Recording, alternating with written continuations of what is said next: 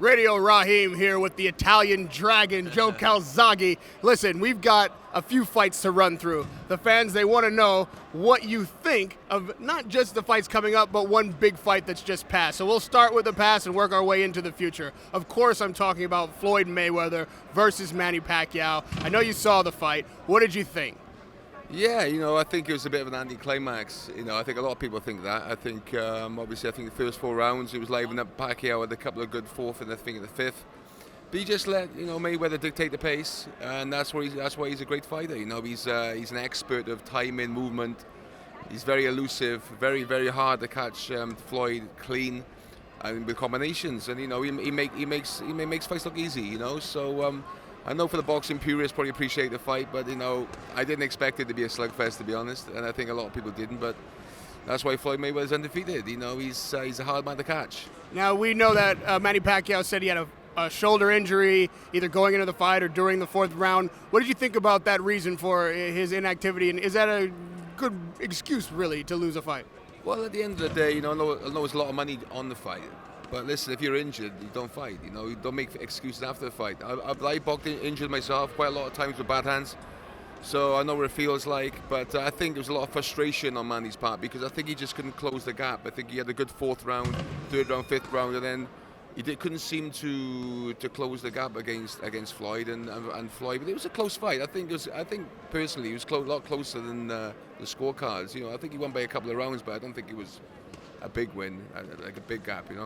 Now, a guy who styles himself after Floyd Mayweather, he's got a fight coming up here real soon. His name is Broner. He's fighting a slugger in Sean Porter. How do you see that fight turning out? I think that's interesting. I think, Sean Porter, he had a close fight with Kell Brook for the title. He's strong. And I remember watching Broner against Madonna, and he roughed him up big time. So Porter's probably going to look at that and try to get inside. He's a bit brash, a bit cocky, so he's going to look to get inside and try and rough Broner up. And Broner's a tough, strong guy, so I'd probably edge it for for Porter. I'd probably edge it for Porter. Now, there's a fight coming beyond that. It's just been discussed. Maybe it'll be signed soon, if not already. We've got Triple G and Carl Froch. What do you think about that matchup? Do you know what? That's a tough one. Obviously, Triple G's got massive, punching power. But then when you step up a weight, will it carry? And he can be outboxed as well. Triple G, but Froch is quite slow himself. So, do you know what? I think that's an entertaining, exciting fight for the fans. I think, you got 2 big punches. And if Triple G catches it, carries the weight up the super middleweight, the power, let's remember that, Triple G's been active. Carl Froch hasn't boxed for over a year. He's made a lot of money.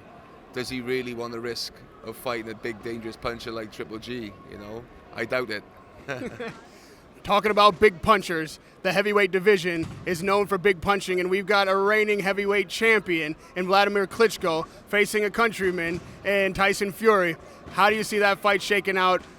Obviously, Tyson's a big underdog in this fight. Klitschko has dominated the division for many years, and he seemed to perfected after early defeats in his career of not getting caught on the chin. Tyson, he's going to be hungry. He's going to come in. He's a big guy, but whether he has enough tools to beat Klitschko is another matter. Klitschko although he's getting on a bit now, he's still dominating. He's still dominating. So I want to see him in a fight, and I hope Tyson Fury can put him in a battle and land a few shots on him. Now this week, more than all those fights combined, the boxing world wants to know Carl Froch versus you. Break that fight down for me today. How would that fight go? 2 words: speed kills. Speed kills. At the end of the day, I make good opponents look ordinary. There's a reason I'm 46-0 and retired with undisputed super middleweight champion, Ring Magazine light heavyweight champion. Enough said. So even today, Joe Calzaghe would make Carl Froch number 47. Yes. Thank you for the time, Joe. It's a pleasure, sir. Radio Raheem with the Italian Dragon, Joe Calzaghe.